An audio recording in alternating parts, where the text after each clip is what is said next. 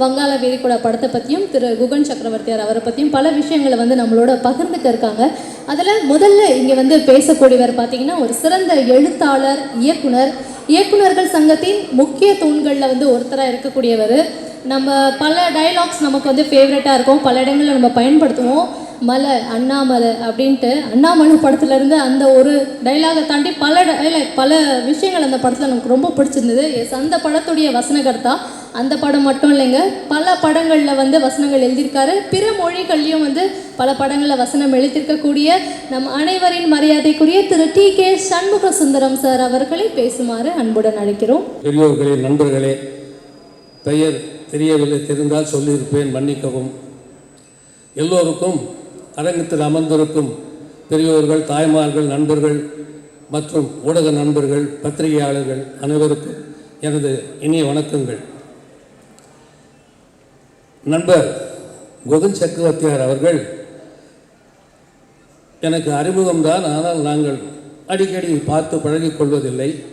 ஏனென்றால் நான் ஒரு நாள் சென்னையில் இருப்பேன், மறுநாள் மும்பையில் இருப்பேன், அதற்கு மறுநாள் பெங்களூர், இப்படி பல மொழி படங்களுக்கு நான் பணிபுரிந்து கொண்டிருப்பதால் அங்கங்கே சென்று விடுவேன். அதனால் அதிகமான சந்திக்க வாய்ப்பில்லை. அவர் பிரபாகரனிடம் சொன்னார், மருதுபாண்டி படத்திலே அவர் நடித்திருக்கிறார், திரைப்படக் கல்லூரியில் படித்திருக்கிறார்.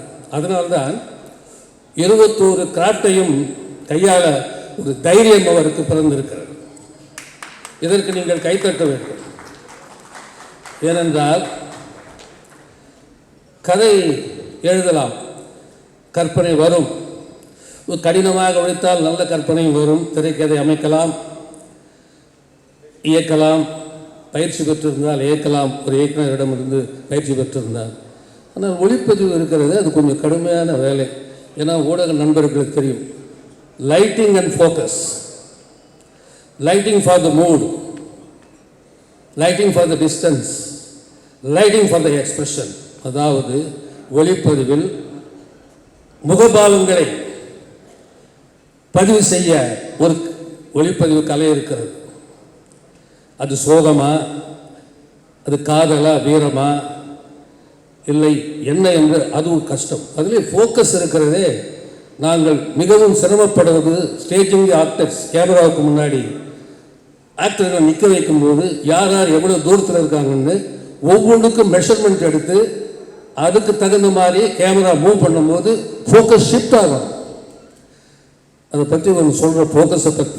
உங்கள் கண்கள், அதாவது நமது கண்கள் இருக்கிறதே, அது 4 அங்குல தூரத்தில் இருந்து 4000 கோடி மைல்களுக்கு நாம் தலையை தூக்கி பார்த்தால் நிலவும் தெரியும், சூரியனும் திருவான். இந்த ஆட்டோ ஃபோக்கஸ் நமக்கு செய்தது யாரால் முடியும்? ஒரு சின்ன ஆப்ஜெக்டை லென்ஸுக்கு நாங்கள் ஃபோக்கஸ் பண்ணுறது அவ்வளோ கஷ்டப்படுறோம். இந்த ஆட்டோமேட்டிக் ஐஸ், அதனால தான் ஃபோக்கஸ் தான் எல்லாருக்கும் பயம் வரும். அதனால் இந்த மனுஷன் தைரியமாக எல்லாத்துலேயும் புரிந்திருக்காரு குகன் சக்கரவர்த்தியார். அப்புறம் பாட்டு எழுதியிருக்கார், நல்லா தான் இருக்கு. கலர் கலராக மனுஷன் கனவு காண்கிறான், கடைசியில் கண்ணு மூடி மண்ணுக்குள்ளே அடங்குறான். தத்துவம் ஏதோ சொல்ல வரார். அது முழுசாக படம் பார்த்தா தான் தெரியும். இவர் என்ன ஜானரில் இந்த கதை எடுத்துக்கிட்டாருன்னு தெரியல. பேர் வங்காள விரிகுடா அப்படின்னு வச்சிருக்கார். நான் பல மொழிகளுக்கு கதைகள் எழுதியிருக்கிறேன். முதலில் ஜானர், அதாவது இலக்கியத்தில் திணை என்பார்கள், நாங்கள் அதை வகைமை என்று சொல்வோம். எந்த ஜானரில் இவர் இந்த கதையை திங்க் பண்ணியிருக்காரு? வங்காள விரிகுடா ஹிஸ்டரி பார்த்தா ஒருவேளை பெர்முடா ட்ரையாங்கிள் உங்களுக்கு தெரியும், பர்மக்கடல் எங்கே இருக்குது? அட்லாண்டிக்கில், பஹாமஸ் நாட்டுக்கு பக்கத்தில் இருக்குது. அங்கே மேலே போகிற ஃப்ளைட்ஸ் காணலை, கப்பல்கள் காணலை. இதுவரையிலும் எந்த விஞ்ஞானமும் அதை கண்டுபிடிக்கவே இல்லை. அது ஒரு மர்மக்கடல் என்று பேர். அப்படி ஏதாவது ஒரு கதையை சொல்கிறாரா? ஏன்னா தம்பி சண்முகர் என்கிட்ட சொல்லும்போது, பத்திரிகை கொடுக்கும்போது அழைப்பதை, நான் அதான் நினச்சேன், சரி போய் படம் பார்த்துருவோம், அவர்கிட்டயே குகன்கிட்டயே கேட்போம். அப்புறம் இந்த வங்காள விரிகுடா இதுக்கு சோழ ஏரின்னு ஒரு காலத்தில் பேர். 9ஆம் நூற்றாண்டில் சோழ ஏரி, சோழ கடல்னு பேர். ஏன்னா ராஜராஜ சோழன், ராஜேந்திர சோழன் காலத்தில் அவங்க வந்து கடற்படையோட போய் ஒரு மன்னன்கிட்ட இருந்து அந்த வங்காள விரிவை ஆக்கிரமித்து தன் கைவசம் வச்சிருக்கும் போது தான் அந்த பேர் வந்திருக்கு. அது ஏதாவது சொல்ல வர்றாராம், ஒன்றுமே புரியல. சரி போயிடுவோம், பார்த்து பேசுகிறோன்னு வந்திருக்கோம். அப்புறம் பார்த்தா பாடல் வந்து இப்போ இனிக்க இசையும் போட்டிருக்காரு, ஒரு காஸ்டியூம்ஸ் பண்ணியிருக்காரு, எல்லாமே நல்லா இருக்கு. மொத்தத்தில் எனக்கு தெரிந்த வரையிலும் இது ஒரு கிராமப்புற வாழ்வியல் கதையாக தெரியுது. எனக்கு சமூக நீதி கேட்குறார், அது மட்டும் தெரியுது. ஆங்கிரி யங் மேனாக நடிச்சிருக்கார். ஸோ இப்படி எல்லா துறையிலும் வந்த இவர் வங்காள விரிகுடா இப்போது இவர் கைவசம் இருக்கிறார். சோழராஜன் கிட்ட இருந்த வங்காள விரிகுடா இப்போது நமது, இது ஒரு கைத்தட்டல் நீங்கள் கொடுங்க, குகன் கைவசம் இருக்கு. இந்த படம், எத்தனையோ படங்கள் இருக்கின்றன, எத்தனையோ திறமைசாலிகள் இருக்கிறார்கள். திறமைகள் பலவிதம்.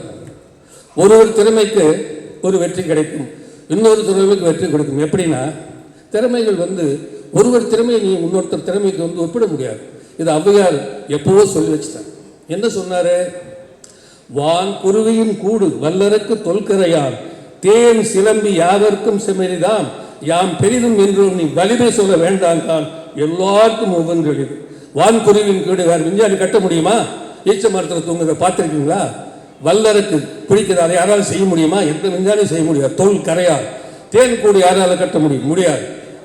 சிலந்தி வலை யாரால பின்ன முடியாது. போல இவருக்கு ஒரு திறமை இருக்கிறது, அது படத்தில் காட்டியிருப்பார். இந்த படம் வெளிவந்தவுடன், அது வெற்றி பெற்றவுடன் நமக்கு எல்லோருக்கும் தெரியும். இந்த படம் மிகப்பெரிய வெற்றி பெற வேண்டும். இப்படி தைரியமாக வரும் ஒரு இளைஞர், நானும் திரைப்பட துறையில் ஜெயிப்பேன் என்று வந்திருக்கிறார்.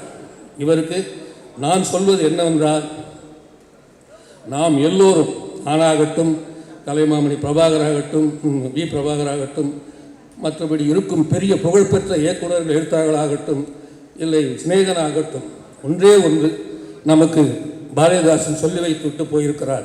எப்படி என்றால், உங்கள் கதைகள் சமூகத்திற்கு பயன்பட வேண்டும். அதை எப்படி சொன்னார் என்றால், சீரியனர் கொள்கையினை எடுத்துக்காட்ட சினிமாக்கள் நாடகங்கள் நடத்திடல் வேண்டும். கோரிக்கை பணம் ஒன்றே என்று சொன்னால் கொடுமை இதைவிட வேறே என்ன வேண்டும்? பாராத நல் காட்சிகளை பார்ப்பதற்கும் பழமை நிலை நீங்கி புதுமை சேர்ப்பதற்கும் ஆராய்ந்து மேல்நாட்டார் சினிமாக்கள் நாடகங்கள் செய்கின்றார், முன்னேற்றம் காண்கின்றார்கள். ஒரு நாட்டின் வேரில் உள்ள பகையை நீக்கி உட்புறத்தே புத்தொழியை சேர்ப்பதற்கும் பெருநாட்கள் முடிந்தாலும் முடியா ஒன்றை பிடித்த பிடியில் பிடித்து தீர்ப்பதற்கும் பெருநோக்கம் கொள்வதற்கும் பிறநாட்டார் சினிமாக்கள் நாடகங்கள் செய்கின்றார் என்ற திருநாட்டில் பயனற்ற சினிமாக்கள் நாடகங்கள் தமிழர்களை பின்னே தள்ளும். எவ்வளவு அழகா சொல்லியிருக்காரு பாருங்க. விரச குப்பைகள் அதெல்லாம் இல்லை, கதை வேண்டும். உன்னுடைய கதையில் என்ன வகைமை இருக்கிறது, எந்த கருத்தை சொல்ல வருகிறாய், அது அட்லீஸ்ட் சமூகத்தில் ஒரு 1000 பேருக்காவது பயன்படுகிறதா என்று நினைத்தால் அது கோடிக்கணக்கான மக்களுக்கு பிடிக்கும். அப்படித்தான் நாங்கள் எழுதுகிறோம், பயப்படுகிறோம். பேனாவை எடுத்த உடனே நான் எழுதும் இந்த கதை, இந்த திரைக்கதை, இந்த வசனம் வெற்றி பெறுமா என்று உன்னையே நீ கேள்வி கேட்டுக்கொள்ள வேண்டும். அப்போதுதான் வெற்றி உன்னை வந்து சேரும். எனவே தைரியமாக 21 கார்ட்டையும் பண்ணியிருக்கிறார். எங்கள் இயக்குநர்கள் சங்கத்தில் மட்டும் உறுப்பினர், மற்ற சங்கங்களில் உறுப்பினராக இல்லை என்று எனக்கு தெரியவில்லை. அதையும் நீங்கள் கவனிக்க வேண்டும். இது எனது அன்பான வேண்டுகோள். நீங்கள் வெற்றி பெற வேண்டும். இந்த படம் மாபெரும் வெற்றி பெற்று உங்களது முயற்சி திருவினையாக வேண்டும் என்று சொல்லிக்கொண்டு என் உரையை முடிக்கிறேன். அனைவருக்கும் வணக்கம்.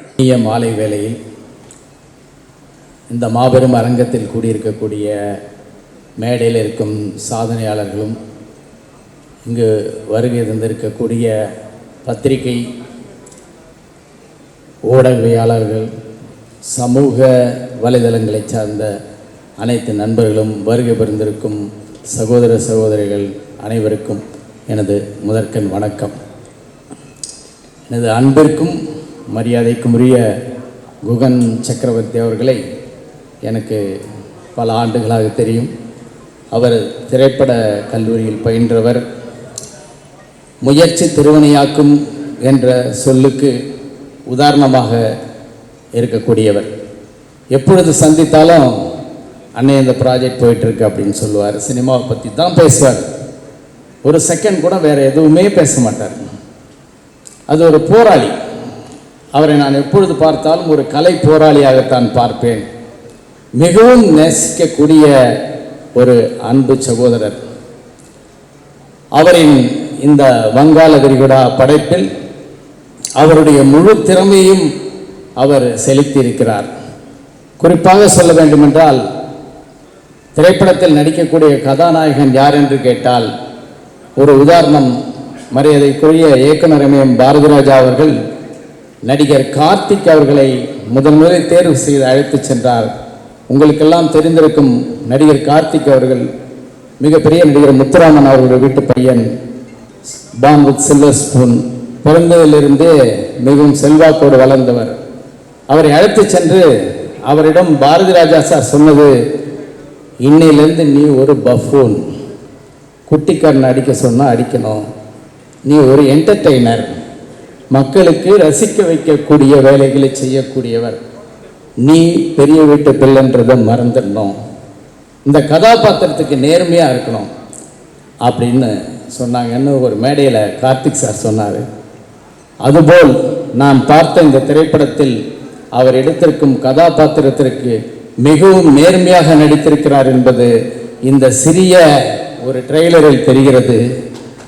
மரியாதைக்குரிய கருணானந்தன் சுவாமி அவர்கள் இங்கே வந்திருக்கிறார். அவரை பார்த்தவுடன் நான் படித்த ஒரு கதை ஞாபகம் வந்தது. ஒரு குருவிடம் 2-3 சீடர்கள் இருந்தார்கள். அவர்கள் குருவிடம் சென்று, நாங்கள் எப்பொழுது குருவாக மாற முடியும் என்று கேட்டார்கள். குரு சொன்னார், ஒரு சல்லடையை கையில் கொடுத்து, இந்த சல்லடையிலே நீங்கள் நீர் நிரப்பிக் கொண்டு வாருங்கள் என்று அனுப்பி வைத்தார். 3 நாட்கள் உங்களுக்கு அவகாசம் தருகிறேன், நிரப்பி வாருங்கள் என்று சொன்னார். 3 சிஷ்யர்களும் முடிந்தவரை கிணற்றிலிருந்து நீரை வாரி வாரி இறைத்து நிரப்புவதற்கு முயற்சி செய்தார்கள். 3 நாட்களும் அவர்களால் சல்லடையில் நீரை நிரப்ப முடியவில்லை. திரும்பி குருவிடம் வந்தார்கள். எங்களால் நீரை நிரப்ப முடியவில்லை என்று சொன்னார்கள். சரி வாருங்கள் என்று குரு அழைத்து சென்றார். அவர்களை நிற்க வைத்துவிட்டு அருகில் இருந்த ஒரு குளத்திலோ அல்லது ஆற்றிலோ அந்த சல்லடையை தூக்கி எறிந்தார். சல்லடை மெல்ல மெல்ல நீரில் மூழ்கியது. சல்லடை முழுவதும் நீர் நிரம்பியது. நாம் நம்பிக்கையுடன் நாம் எடுத்துக்கொள்ளும் முயற்சியிலோ தொழிலோ நம்மை சமர்ப்பிக்க வேண்டும். சரண்டர் என்று சொல்வார்கள். நீங்கள் அதில் உங்களை முழுவதுமாக சரண்டர் செய்துவிட்டால் நிச்சயம் வெற்றி. அப்படித்தான் கலைத்துறையிலே எனது அன்பு சகோதரர் திரு குகன் சக்கரவர்த்தி அவர்கள் தன்னை முழுவதுமாக சரண்டர் செய்துவிட்டார். அவர் நிச்சயம் வெற்றி அடைவார் என்ற நம்பிக்கை என்னிடம் இருக்கிறது. அந்த கலை போராளி வெற்றி அடைய வேண்டும் என்று சுயநலத்துடன் பொதுநலத்துடன் வாழ்த்தி, அவர் எங்களுடைய தென்னிந்திய திரைப்பட எழுத்தாளர் சங்கத்திலே நிச்சயம் உறுப்பினராக வேண்டும். கதை மட்டும் எழுதினாலே நாங்கள் உறுப்பினராக்கி விடுவோம். கதை, திரைக்கதை, வசனம், பாடல்கள் அனைத்தும் எழுதிவிட்டு இங்கு அமர்ந்திருக்கிறார். இந்த மாபெரும் அரங்கத்திலே, கலைஞர் அரங்கத்திலே இந்த நிகழ்ச்சியை ஏற்பாடு செய்திருக்கிறார். இந்த அரங்கத்தில் எப்பொழுது கால் வைத்தாரோ அப்பொழுது அவர் உலக புகழ் பெறப்போகிறார் என்பது உறுதியாகிவிட்டது. கலைத்தாயின் பிள்ளை கலைஞர் அரங்கத்திலே அறிமுகமாகிறார். அவரை வாழ்த்துவோம். நிச்சயம் வெற்றி பெறுவார். வங்காள விரிகுடா மிகப்பெரிய அலைகள் வீசி நிச்சயம் ஒரு வெற்றியை அவருக்கு தரும் என்ற நம்பிக்கையோடு விடைபெறுகிறேன். நன்றி, வணக்கம். அனைவருக்கும் வணக்கம். இந்த மேடையை நான் ரொம்ப முக்கியமான ஒரு மேடையாக பார்க்குறேன். நான் வெற்றி பெற்றவர்கள் மேடையில் நின்றுட்டு வெற்றி பெற்றவர்களை பற்றி பேசுவது என்பது எல்லாருமே விரும்பக்கூடிய ஒரு மேடையாக இருக்கும். அல்லது நிறைய பிரபலங்கள் இருக்கிற மேடையில் நம்மளும் ஒருத்தராக இருக்கிறது, அதுவும் விரும்பக்கூடிய மேடையாக இருக்கும். ஆனால் இந்த மேடை ரொம்ப வித்தியாசமான ஒரு மேடையாக நான் கருதுகிறேன். அதற்கு ஒரு மிகப்பெரிய வாய்ப்பை ஏற்படுத்தி கொடுத்தது என்னுடைய மாப்பிள்ளை குகன் தான். ஏன்னா நான் பழகின காலத்தில் நிறைய அண்ணன் சொல்லி தான் நிறைய பேர்த்த சினிமாவில் கூப்பிடுவேன். நான் அதிகமாக மாப்பிள்ளைன்னு சொல்லி கூப்பிட்ட கேரக்டர் குகன். நான் பார்த்த கிட்டத்தட்ட 15 வருஷத்துக்கு முன்னாடி நான் பார்த்துருப்பேன்னு நினைக்கிறேன். அந்த கணத்திலிருந்து இந்த கணம் வரைக்கும் அவர்கிட்ட இருக்கிற அந்த உற்சாகமும், அண்ணன் பிரபாகரன் சொன்னது போல் அந்த சினிமா மேலே உள்ள காதலும், அவனை ஒரு நாடோடியாகவே இந்த சினிமா பல காலகட்டங்களை தூக்கி எறிஞ்சிருக்கு. ஆனால் இவ்வளோ காலம் அவளை இதெல்லாம் சடித்து இந்த மேடைக்கு வரத்துக்காண்டி அவன் பட்ட சிரமங்கிறது எழுத்தில் எழுதவே முடியாது. ஆனால் எப்போதுமே அவனுடைய முகத்துலேயும் சரி வார்த்தையிலையும் சரி சோர்வு வந்ததே கிடையாது. அப்படி அவன் இப்போ அண்ணன் சொன்னார், ஒரு தண்ணீர் கதை சொன்னார், சல்லடையை தூக்கி எறிஞ்சோன்னு நிறைஞ்சிருச்சுன்னாரு. ஒரு ஜப்பானிய பழமொழி ஒன்று இருக்கிறது, தண்ணீரையும் சல்லடையால் அள்ளலாம், அது பனிக்கட்டியாகும் வரை பொறுமை இருந்தால். அந்த பொறுமை தான் இன்றைக்கு இந்த மேடையை குகனுக்கு கொடுத்துருக்கு. உடனே குகன் அவரை வாழ்த்த வந்திருக்கின்ற கருடானந்த சுவாமிகள் இப்போ தான் அறிமுகமானார். பயங்கர ஃப்ரெண்ட்லி ஆகிட்டோம் நாங்கள் 2 பேரும். ஏன்னா பகுத்தறிவு கலந்த ஆன்மீகம் என்பது அரிதான ஒன்று. பேசும்போது பரவாயில்லை, எந்த வர்ணாசிரமத்துக்குள்ளும் மாட்டிக்கொள்ளாமல் மனிதர்களை மதிக்கக்கூடிய ஒரு ஆன்மீகம் ஐயா கருணானந்தம் இருக்கிறது இந்த ஒரு மணி நேரம் அவங்க கூட பேசிக்கிட்டு இருந்தேன். ஒரு ரொம்ப பகுத்தறிவாளராக இருக்கார், ஆன்மீகத்துலேயும் ரொம்ப நேர்மையாக இருக்கார். அவர் இந்த மேடையில் இருக்கிறது ரொம்ப ரொம்ப ஒரு சந்தோஷமான ஒரு தருணமாக நான் பார்க்குறேன். அதே மாதிரி இந்த படம் இந்த களத்துக்கு இங்கே வரத்துக்கு காரணமாக இருந்த தயாரிப்பாளர் ஜெசிகா. ஏன்னா அவங்க இன்றைக்கி குகன் கூட உட்காந்துக்கிட்டு அவ்வளோ வேலைகள். என்னை ஒரு வாரத்துக்கு முன்னாடி என்னை பார்க்க வந்தாங்க. அப்போ சொன்னாங்க, மாப்பிள்ளை யாரை கூப்பிட்றனே தெரில, எல்லாம் தேர்தல் நேரமாக இருக்குனாங்க. நாங்களும் எல்லோரும் முயற்சி பண்ணோம். 2 விஷயம், ஒன்று தேர்தல் பிரபலங்களை பயமுறுத்தியது, இன்னொன்று கலைஞர் அரங்கம் பயமுறுத்தியது. ஏன்னா எதுக்குள்ளேயும் மாட்டிக்க கூடாதுங்கிற ஒரு எச்சரிக்கையிலேயே உகன் மீது உள்ள நட்பும் அவன் மீது உள்ள மரியாதையும் அக்கறையும் இருந்தால் கூட இந்த நேரத்துக்குள்ளே இந்த வளாகத்துக்குள்ளே வந்தால் எங்கே நிறமாறி போய்விடுமோங்கிற ஒரு பயம் அநேகமாக ஒரு 50-60 பேர்த்துக்கிட்டனாவது நம்ம தொடர்பு கொண்டு போகணும்னு நினைக்கிறேன். அப்போ தான் சொன்னார், மாமாப்பிள்ளை யாருமே வேண்டாம், நம்மளை நம்பி யார் வராங்களோ உட்கார வச்சு நம்ம பண்ணுவோன்னாரு. அப்போ நான் சொன்னேன், 21 டிபார்ட்மெண்ட் நீ கையில் எடுத்துட்ட, நான் கூட வேண்டாம், இந்த கையில் கொடுத்து இந்த கையில் வாங்கடா, அதுதான்டா வெற்றி. ஏன்னா உனக்கு நீ அவனை விட என்னை யார் உன்னை நம்ப போகிறா அப்படின்னு சொல்லிட்டு இருந்தோம். அந்த மாதிரி அவ்வளோ தன்னம்பிக்கை. அதே மாதிரி அண்ணன் சண்முகமாக இருக்கட்டும், பிரபாகரனாக இருக்கட்டும், அங்கே இருக்கிற இயக்குனராக இருக்கட்டும், தயாரிப்பாளராக இருக்கட்டும், எல்லாருமே நட்பு ரீதியாக இங்கே வந்தோடனே அவர்களுடைய பிரியமானவர்களாக மாறி மேடைக்கு வந்திருக்காங்களே தவிர இங்கே வர வரைக்கும் இந்த மேடையை அலங்கரிப்பதற்காக யாரையும் கூப்பிடவில்லை. குகன் என்னத்தை சம்பாரிச்சாரோ என்னன்னு எனக்கு தெரியாது, ஆனால் மனுஷங்களை நிறைய சம்பாரிச்சு வச்சுருக்கான். எந்த பக்கம் போனாலும் சரி, எப்படி தான் இவனால் அந்த உற்சாகமாக இருக்க அப்படின்னு தெரியவே தெரியாது. அவ்வளோ உற்சாகமான ஆள், எப்போ கேட்டாலும் பகிரங்கமாக ஏதோ ஒரு டால்பின் சவுண்டில் பேசுகிறது மாதிரி தான் அவன் குரல் இருக்கும். எனக்கு அதை பார்த்தீங்கன்னா நீங்கள் இப்போ டயலாக்லேயே பார்த்துருப்பீங்க. இதையெல்லாம் மீறி சினிமா ஒருத்தனை மிகப்பெரிய அச்சுறுத்திக்கிட்டே இருக்கும். நம்மளாம் சினிமாவுக்கு சிரமப்பட்டு இன்னும் உதவி இயக்குனராகவே, இன்னும் சாதாரண துணை நடிகர்களாகவே 5 வருஷம் 6 வருஷம் போராடிட்டு முடியாமல் மறுபடியும் தன் சொந்த ஊருக்கே திரும்ப முடியாமலும் இந்த ஊரில் வாழ முடியாமலும் எத்தனை பேர் இங்கே நாடோடியாக தெரிஞ்சுக்கிட்டு இருக்கிறோம். அப்போ ஒரு சலிப்பு வந்துடும் சினிமா மேலே. ஆனால் இத்தனை வருட காலம் அவங்க அப்பா கிட்ட பேசிட்டு இருந்தபோது ஏறத்தாழ ஒரு 30 வருஷமாக கஷ்டப்படுறான் ஐயா. இப்போ தான் அவங்க அப்பாவையும் பார்த்தேன்.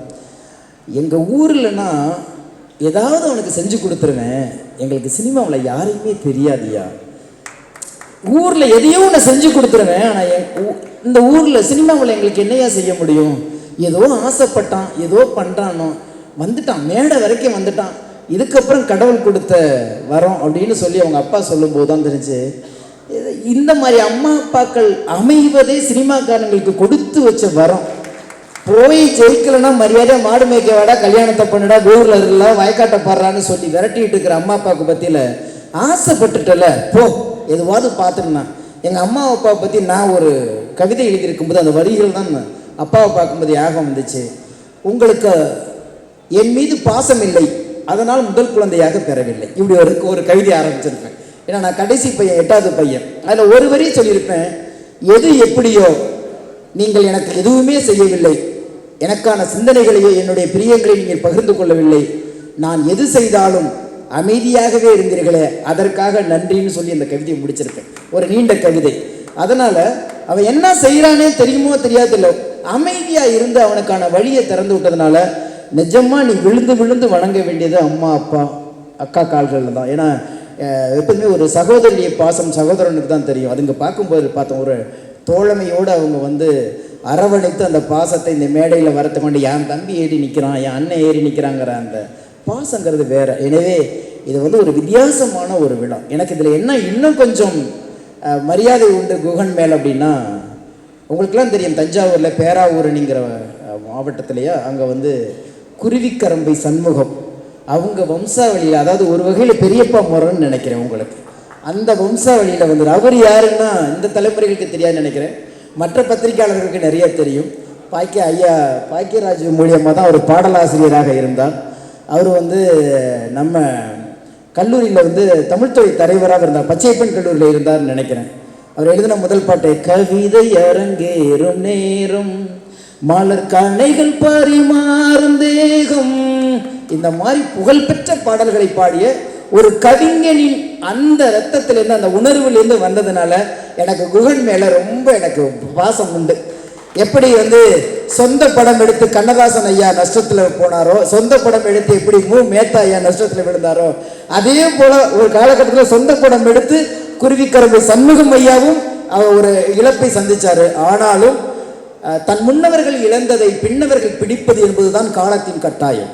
இந்த காலம் என்னை துரத்தி கொண்டே இருந்தாலும் என்னுடைய இலக்கு ஒன்றுதான் அப்படிங்கிற அந்த ஒற்றை கோரிக்கையில ஓடி வந்து இந்த இடத்துல நிற்கிறான். இந்த படம் நல்லா இருக்கு நல்லா இல்லை அதெல்லாம் நான் எதை பற்றியுமே பேச மாட்டேன். உழைப்பவன் இறைவனின் பிள்ளை, உழைப்பவன் தோற்பதே இல்லை, நீ ஜெயிச்சிட்ட. வாழ்த்துக்கள். இசை வெளியீட்டு விழாவிற்கு வந்திருக்கும் அனைவருக்கும் வணக்கம். ஊடகத்துறை நண்பர்களுக்கும் இணையதள நண்பர்களுக்கும் வலைதள நண்பர்களுக்கும் மேடையில் அமர்ந்திருக்கும் ஸ்னேகன் சார், குருஜி கருடானந்தா அவர்களுக்கும், குகன் சார் இந்த படத்தின் தயாரிப்பாளர், டைரக்டர் மற்றும் 21 கிராஃப்ட்களை சிறப்பான முறையில் செய்திருக்கிற நமது ஹீரோ அவர்களுக்கும் மாலை வணக்கம். நம்மால் இன்னைக்கு ஒரு துறையிலேயே நம்ம ஒரு துறையில் வேலை பார்ப்போம், அந்த துறையில் இருக்கிற வேலையுமே எங்களால் சரியாக பார்க்க முடியல. ஐயோ எனக்கு டென்ஷன், ஐயோ பிரச்சனை, என்னால் எதையுமே செய்ய முடியல அப்படின்னு ஒரு சின்ன சின்ன விஷயத்துக்கே நம்மெல்லாம் பயங்கரமாக எமோஷனல் ஆகும், நமக்கு நிறைய டென்ஷன் இருக்கும். அப்படிப்பட்ட இதே காலகட்டத்தில் 21 துறைகளையும் சிறப்பான முறையில் ரொம்ப அழகாக படமாக்கியிருக்காங்க. இந்த படத்தை வந்து நல்ல முறையில் மக்கள்கிட்ட கொண்டு சேர்க்கிறது மீடியா நண்பர்கள் அனைவரையும் ரொம்ப பணியோடு கேட்டுக்கிறேன். தயவுசெய்து மக்களுக்கு இதை ஒரு சரியான முறையில் கொண்டு போய் கொடுத்தீங்கன்னா இந்த படம் பெரிய வெற்றி பெறத்துக்கு நீங்கள் பெரிய சப்போர்ட்டாக இருப்பீங்க. மேலும் மேலும் வங்காள விரிகுடா கடலை எப்படி நம்மளால் அளவிட முடியாதோ அதே மாதிரி நம்ம குகன் சாரோட திறமைகளையும் இதுதான் அப்படின்னு நம்மளால் அளவிட முடியாது.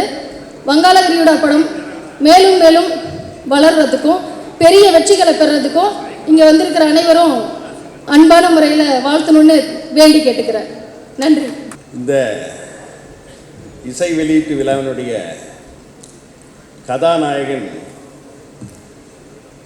குகன் சக்கரவர்த்தி அவர்களுக்கும் அவருடைய குடும்பத்தார் அவர்களுக்கும்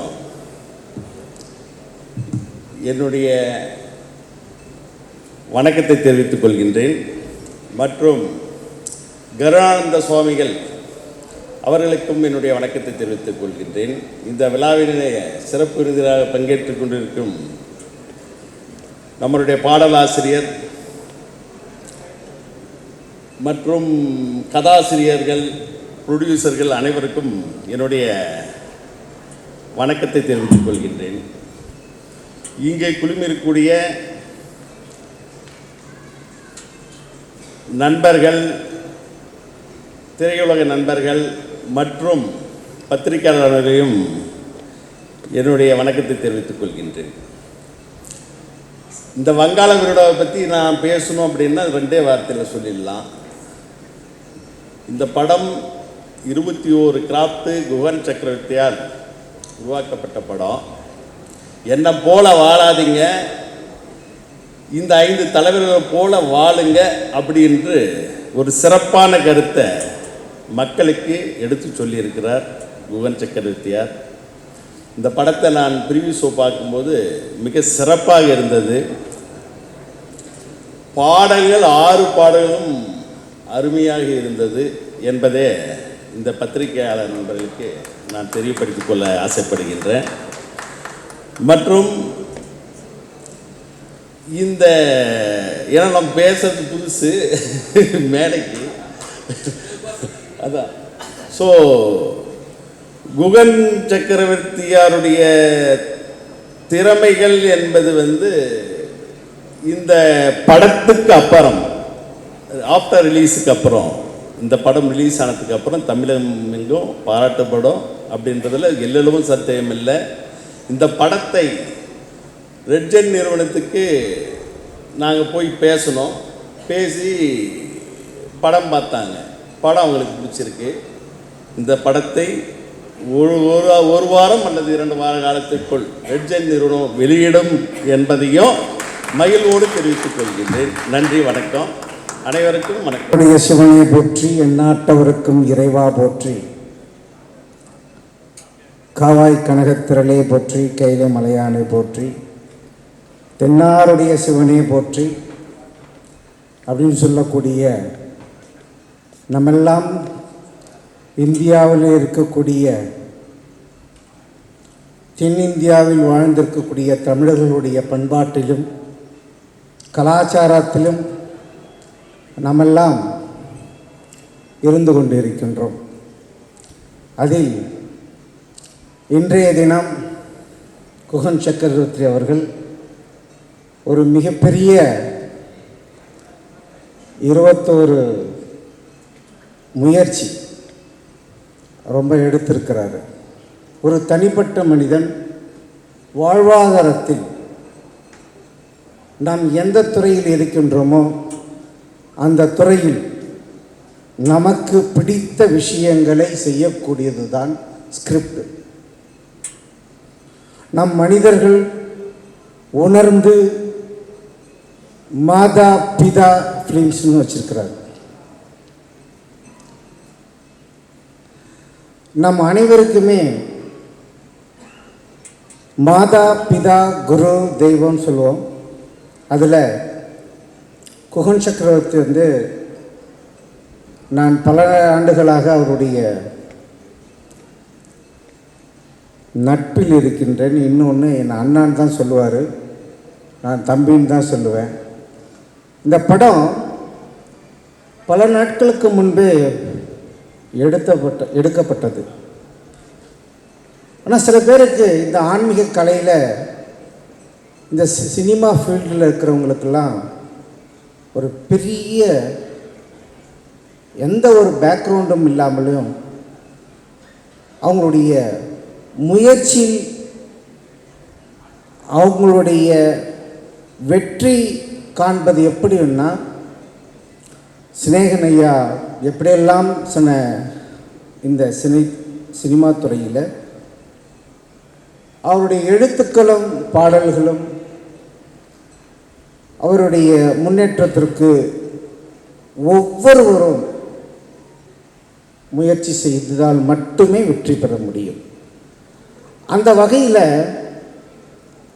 இந்த வங்காள விரிகுடாவினுடைய படத்தை ஒரு நாள் குகன் சக்கரவர்த்தியினுடைய வீட்டுக்கு நான் போயிருந்தேன்.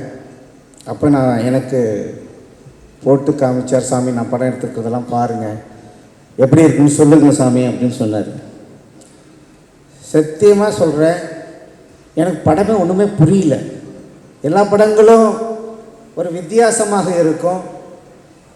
அப்துல் கலாமுடைய அந்த நிகழ்ச்சியெல்லாம் நீங்கள் பார்க்கணும். அந்த படம் அதெல்லாம் காமிக்கல, ட்ரெய்லரில் அது கூட காமிக்கல. அதில் ஒரு சீன் காமிச்சிருந்தா கூட நல்லா இருந்திருக்கும்னு நினைக்கிறேன்.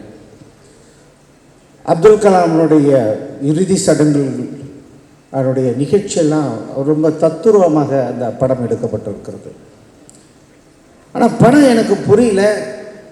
ஆனால் 2 வாட்டி போட்டு பார்க்குறேன், திரும்பியும் எனக்கு புரியல. 3வது வாட்டியும் பார்க்குறேன். அப்புறம் பக்கத்தில் உட்கார வச்சுட்டு ஸ்கிரிப்ட் எல்லாத்தையும் பேசி என்ன பண்ணிருக்கீங்க, இது என்ன பண்ண போகிறீங்க, இது ஏன் இது முன்னாடி ஏன் சேர்க்கல, இது ஏன் பின்னாடி. எனக்கு என்ன சினிமா ஃபீல்டை பற்றி நமக்கு ஒன்றும் தெரியாது. இருந்தாலும் அந்த படத்தை பார்க்கின்ற பொழுது ஒரு முறைக்கு 2 முறையாக பார்க்கின்றேன். 3வது முறை தான் எனக்கு கொஞ்சம் புரிகிறது அந்த படத்தினுடைய கதை.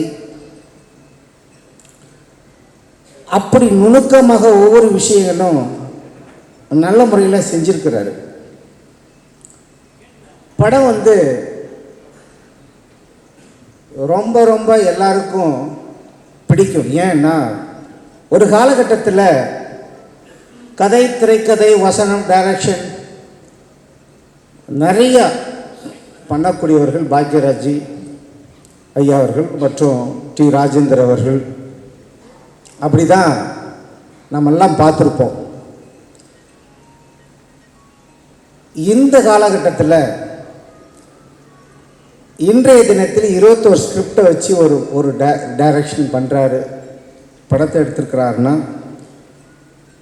ஏன்னா அன்றைய காலகட்டத்தில்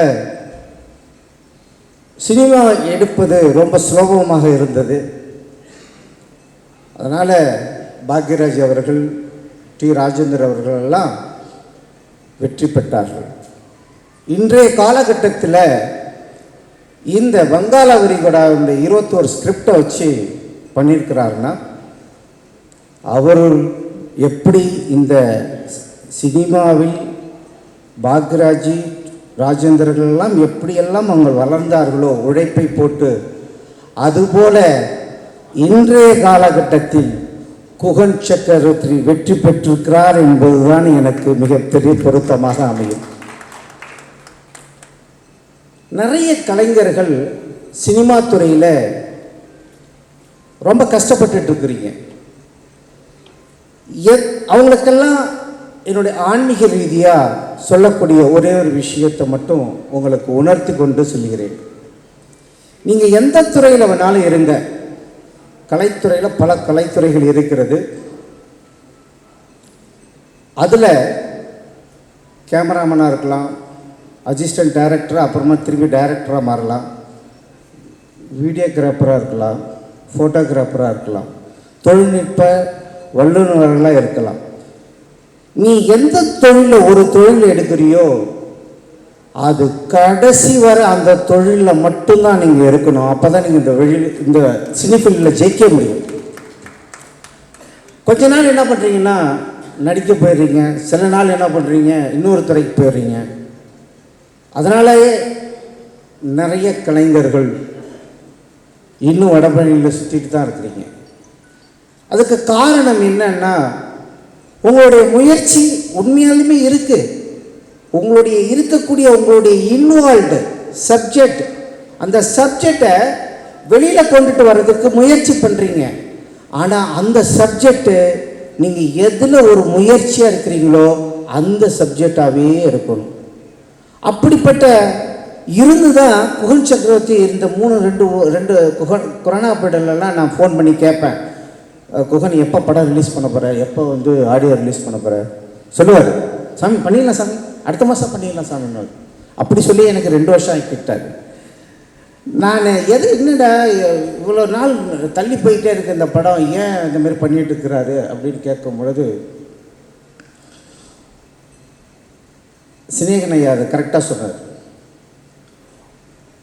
மனசு தோல்வி அடையவே கூடாது. ஒரு மனிதனுக்கு மிக மிக மிக மிக முக்கியம் அப்படின்னா, நம்ம வெற்றி அடையமோ வெற்றி அடையலையோ, ஆனால் மனிதனுடைய இயல்பான குணங்களிலிருந்து மாறவே கூடாது. அப்போ தான் உன்னுடைய வைப்ரேஷன்ஸ் வேலை செய்யும்.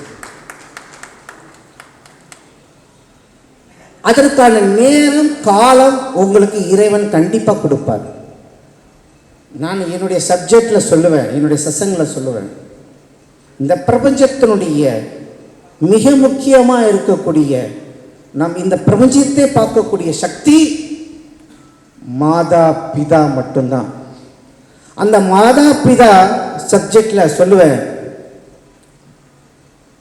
1 வயசுலேருந்து 12 வயசு வரைக்கும் அம்மா கையை பிடிப்போம்.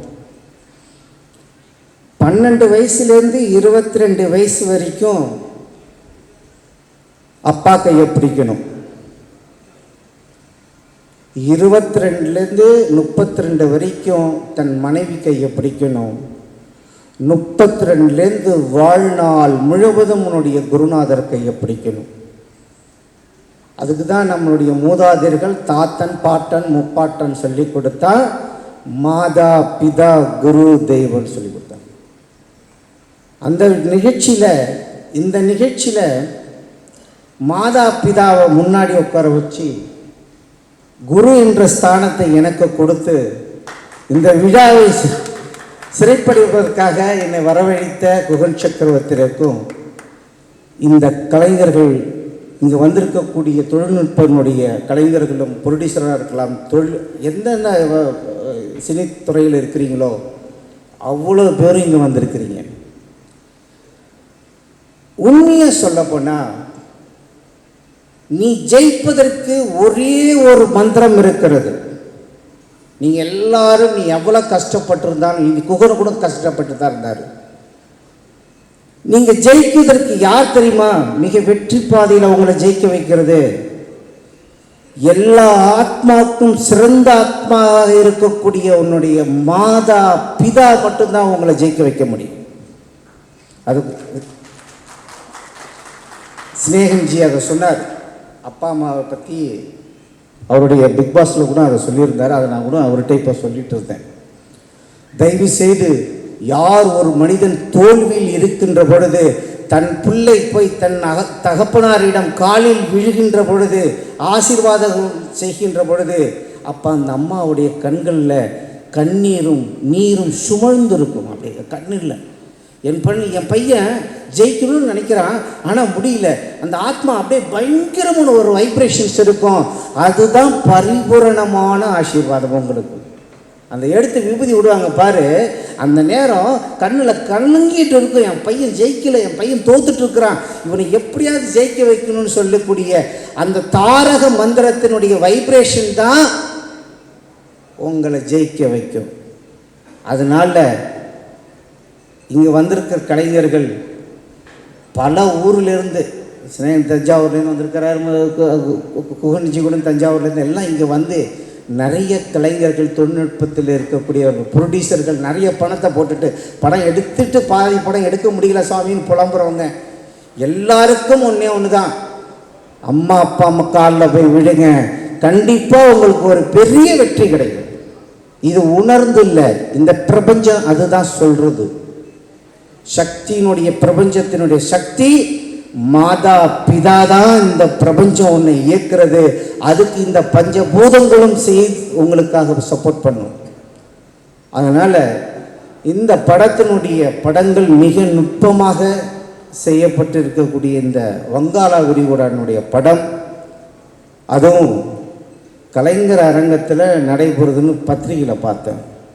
என்ன வேற கலைஞர் அரங்கத்தில் கூப்பிட்டுருக்கிறாரே அப்படின்னு சொல்லியிருந்தேன். இருந்தாலும் எதுக்காக இதை சொல்கிறேன்னா, நம்மெல்லாம் ஆன்மீகத்தில் இருக்கோம், இங்கே திராவிடத்தினுடைய சபையில் நடக்கிறது. இருந்தாலும் நம்மளை கூப்பிட்டுருக்கிறார், நம்ம போய் தான் ஆகணும் என்ற கட்டாயத்தில் வந்திருக்கிறேன். இருந்தாலும் எல்லாருக்கும், எம்ஜிஆருக்கும் சேர்த்து தான் சொல்கிறேன், கலைஞருக்கும் சேர்த்து தான் சொல்கிறேன், அவங்க செய்த தொழிலினுடைய பக்தி, அவங்க செய்த அவங்களுடைய முன்னேற்றத்திற்கான பக்தி எதில் இருந்ததுன்னா அந்தந்த தொழிலில் அவங்கவுங்க சிறப்படைந்தார்கள். அதனால்தான் அவர்கள் வெற்றி அடைந்தார்கள். அதனால தான் இந்த உலகம் அவர்களை பாராட்டுகின்றது என்ற விதத்தில் இந்த விஷயத்தை உங்களிடம் தெரிவித்து கொண்டு வங்காள விரிகுடாவில் வெற்றி பெற எனது பரிபூரணமான ஆசீர்வாதங்களும், அவங்களுடைய அப்பா அம்மா அவங்களுடைய சகோதரிகள்லாம் வந்திருக்கிறாங்க, அவங்களுடைய ஆசீர்வாதத்திலும் இந்த படம் மிகப்பெரிய வெற்றி அடைய வேண்டும், பல படங்கள் எடுக்க வேண்டும், அவர் இன்னும் பல விஷயங்களை இந்த உலகத்திற்கு திரையுலகம் மூலமாக அவர் சிறப்படைய வேண்டும் என்று எல்லாம் அல்ல இறைவனை வேண்டிக் கொள்கிறேன். அதுவும் எனக்கு அவர் வீட்டுக்கு நான் அடிக்கடி போவேன் சார். எதுக்கு போவேன்னா, கொடைக்கானலில் ஒரு மகாலட்சுமி டெம்பிள் ஒன்று இருக்குது. அதுக்கு ஒரு பாட்டு ஒன்று எழுதி வச்சிருக்கிறாரு. உண்மையை சொன்னேன், நீங்கள் ஒரு வாட்டி கேட்டு பாருங்கள் அவர்கிட்ட, அவ்வளோ அருமையாக வச்சுருப்பார். இது எப்படி தான் வாசிப்பார், மகாலட்சுமி கையிலே வாசித்து அந்த பாட்டை அவ்வளோ அருமையாக பாடுவார். அம்பா மகாலட்சுமிக்கு அந்த பாடல் ஏற்றி வச்சிருக்கிறாரு. அதை எப்போ ரிலீஸ் பண்ண போகிறோம்னு தெரியல. மிக விரைவில் கொடைக்கானலில் இருக்கக்கூடிய அந்த மகாலட்சுமிக்கு மிகப்பெரிய அந்த விழா எடுக்கணும்னு சொல்லியிருக்கிறார் குகன் சக்கரவர்த்தி. அப்புறம் அதுக்கு அடுத்தது சினேகன் ஐயா, நீங்கள் மென்மேலும் வளரணும், உங்களுடைய உங்களுடைய பாடல்கள், உங்களுடைய திரைக்கதைகள் நிறைய, உங்களுடைய வளர்ச்சி குறுகிய காலமாக இருந்தாலும் இந்த சினிமா துறையில் நீங்கள் மேல்மேலும் வெற்றி பெற எனது பரிபூரணமான ஆசீர்வாதங்கள். அதுக்கடுத்தது அண்ணாமலை சாருக்கும் என்னோட பரிபூரணமான இல்லை டைலாக் சொன்னேன். சண்முகசுந்தர் சார் அவருக்கு மற்றும் இங்கே வந்திருக்கக்கூடிய ஐயா பிரபாகர் சாருக்கு மற்றும் அங்கே வந்திருக்கக்கூடிய சுந்தரம், அடுத்து இந்த படம், இன்னொரு படம் அவர் ரெடியாக வச்சுருக்கிறாரு. அந்த படம் கூட மிக விரைவில் சர்வசுந்தரம் படம், ஆமாம் ஜெமினி சார், அந்த படம் ரிலீஸ் ஆகிறதுக்கு மிக விரைவில், ஆமாம் அடுத்த குகன் சக்கரவர்த்தியினுடைய அடுத்த படம் மிக விரைவில் எடுக்க போகிறாரு. அந்த டைட்டில், அந்த படத்தினுடைய டைட்டில் என்ன அப்படின்னா சிவனடியார்.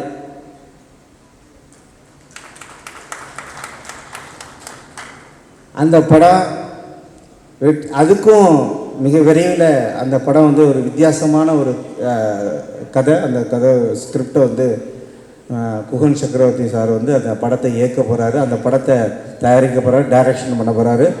முதல் படம் வங்காளவுடைய நல்ல வெற்றியடைய எனது பரிபூரணமும் அவங்களுடைய மாதாபிதாவினுடைய குருவும் அவங்களுடைய குலதெய்வமாக இருக்கக்கூடிய அத்தனை தெய்வங்களும் அவருக்கு இருக்கக்கூடிய கலைஞர்கள், இங்கே வந்திருக்கக்கூடிய ப்ரொடியூசர்கள், தயாரிப்பாளர்கள், சின்ன சின்ன தொழில்நுட்பத்தினுடைய வந்திருக்கக்கூடியவர்கள், மீடியா நண்பர்கள் எல்லாரும் உங்களுடைய பரிபூரணமான ஆசீர்வாதத்தில் அவர் படம் வெற்றியடைய எனது வாழ்த்துக்களை தெரிவித்துக்கொண்டு நன்றியை தெரிவித்துக் கொண்டு வருகின்றேன். ஜெய் சிவா. உங்கள் எல்லாருக்கும் வணக்கம். இன்னைக்கு என்ன பெரிய முதலாளி அவர்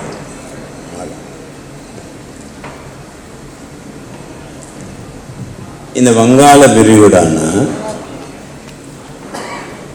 நான் பெரிய ஏதோ கம்ப சுத்துற வேலையில பார்த்துட்டேங்கிறது மாதிரிலாம் இல்லை.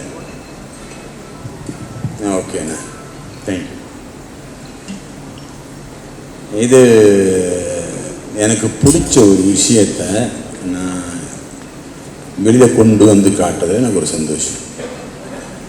இந்த 5 பேர், கலைஞர், டாக்டர் கலைஞர், முதலமைச்சர் அம்மா, முதலமைச்சர் எம்ஜிஆர் அவர்கள், அண்ணா அவர்கள், ராமேஸ்வரம் கடற்கரை ஓரத்தில் இருக்கிற அப்துல் கலாம் ஐயா அவர்கள், இந்த 5 பேரையும் ஒரே போஸ்டர்ல கொண்டு வரணுங்கிறதுக்கு மட்டும் யோசிச்ச படம் தான் இந்த வங்காள விரிகுடா. அதுல கிழக்கே உதிக்கும் சூரியனை கடவுளாக நினைப்பதுண்டு. உச்சியில் இருக்கிற சூரியனை பல பேர் வெயில்னு திட்டுவதுண்டு. மறையும் பொழுது சூரியனை மனசார ரசிப்பதுண்டு. சூரியனுக்கே அந்த நிலைமை, மனுஷனுக்கு நிலைமைங்கிறது இந்த படத்தோட கரு. டாக்டர் ஏபிஜே அப்துல் கலாம் அவர்களின் கனவு காணுங்கள் என்ற திருவாசகம் திரைப்படமாக்கப்பட்டுள்ளது. அவர் சொன்னது மாதிரி இந்த ப்ராஜெக்ட்ல என்ன மாதிரி வாழாதீங்க, அவங்கள மாதிரி வாழுங்கன்னு படம் எடுத்திருக்கிறேன். எப்படின்னா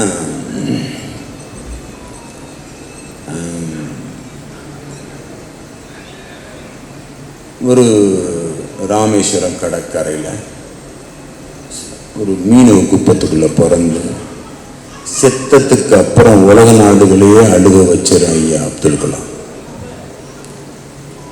என்ன மாதிரி கோடீஸ்வரனாவும் குறுநில மன்னனாவும் வாழ்றதை விட இதே வங்காள விடா கடற்கரை ஓரத்தில் மீனவ குப்பத்துக்குள்ள பிறந்து செத்தத்துக்கு அப்புறம் வெளிநாட்டு உலகத்தை அழுக வச்சார் ஐயா அப்துல் கலாம். நானும் அவர் வெளியில வாழணும்னு ஆசைப்பட்டு எடுக்கப்பட்ட கதை. நமக்கு பிடிச்ச தலைவர்களே இந்த வங்காள விழா சம்பந்தப்பட்டு தான் இருக்கு. பேரறிஞர் அண்ணா அவர்கள் வாழும் இடம் வங்காள விரிகுடா. புரட்சி தலைவர் வாழும் இடம் வங்காள விரிகுடா. புரட்சி தலைவி அம்மா அவர்கள் வாழும் இடம் வங்காள விரிகுடா. டாக்டர் கலைஞர் அவர்கள் வாழும் இடம் வங்காள விரிகுடா. இந்த வங்காள விரிகுடா கடலின் அலைகள் ஓயாமல் இருப்பதை போல நமது திராவிட பாரம்பரியத்தின் அலைகளும் ஓயாமல் இருக்கட்டும், நட்புடன் குகன் சக்கரவர்த்தியார்னு முடிச்சிருப்பேன். அடுத்த படமெல்லாம் முடிஞ்சு லாஸ்ட் எண்டில் ஒரு கோரிக்கை வச்சிருப்பேன் முதலமைச்சருக்கு. எல்லாரும் கொஸ்டின் கேட்டாங்க என்கிட்ட. கட்சிங்கிற அடிப்படை ஒன்று இருக்கு, ஜாதிங்கிற அடிப்படை ஒன்று இருக்கு.